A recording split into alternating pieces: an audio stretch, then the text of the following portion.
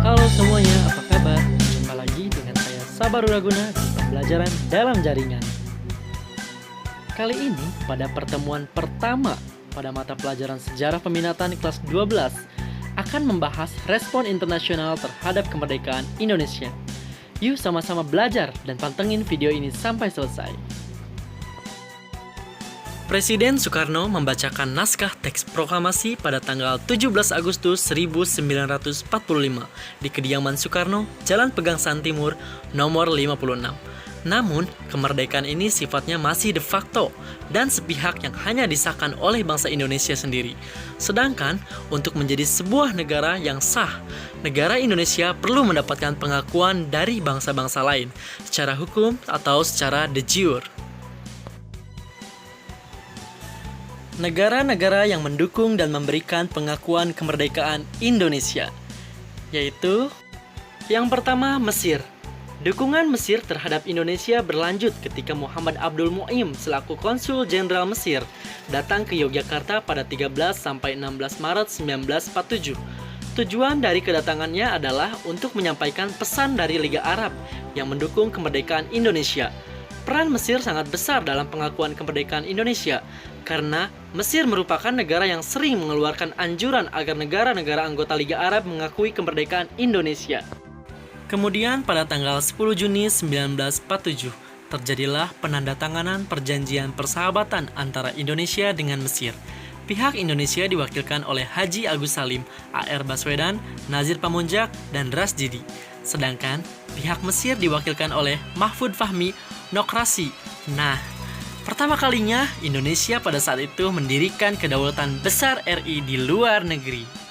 Selanjutnya ada India. Pada tahun 1946, Indonesia melakukan diplomasi beras dengan India. Indonesia mengirim bantuan sebesar 500.000 ton beras kepada India yang saat itu sedang mengalami krisis pangan akibat penjajahan Inggris.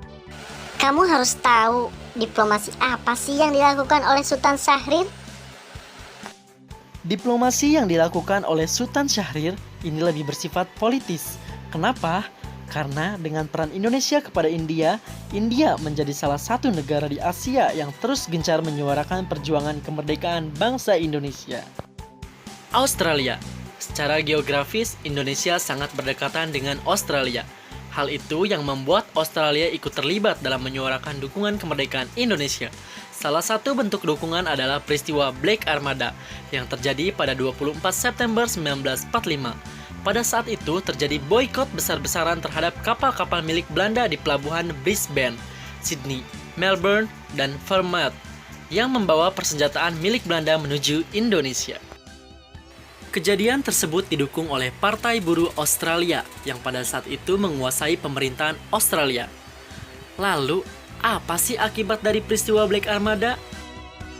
Akibatnya, banyak 400 armada kapal milik Belanda yang berlabuh di Australia tidak bisa melanjutkan perjalanan ke Indonesia.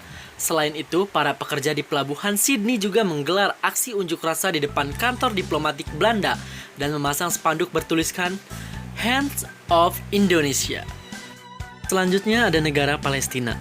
Rakyat Palestina melalui mufti besarnya yaitu Syekh Muhammad Amin Al-Husseini secara terbuka menyampaikan dukungan dan mengakui kemerdekaan Indonesia. Setelah seruan dari mufti Palestina tersebut, maka negara-negara Arab yang digawangi oleh Mesir memberikan pengakuan resmi atas kemerdekaan dan kedaulatan negara Republik Indonesia pada tahun 1949. Selain dukungan dari negara-negara tadi, di sini juga ada dukungan dari Perserikatan Bangsa-Bangsa atau PBB. PBB adalah organisasi internasional yang bersifat global dan dibentuk setelah berakhirnya Perang Dunia II, yaitu pada tanggal 24 Oktober 1945. Pelopor dari berdirinya PBB adalah Amerika Serikat, Inggris, Rusia, Prancis, dan Republik Rakyat Tiongkok. Sejak PBB didirikan, lembaga ini konsisten mendukung Indonesia sebagai negara yang merdeka. Pembahasan materi kali ini cukup sekian. Nanti kita lanjutkan di pertemuan selanjutnya. Terima kasih.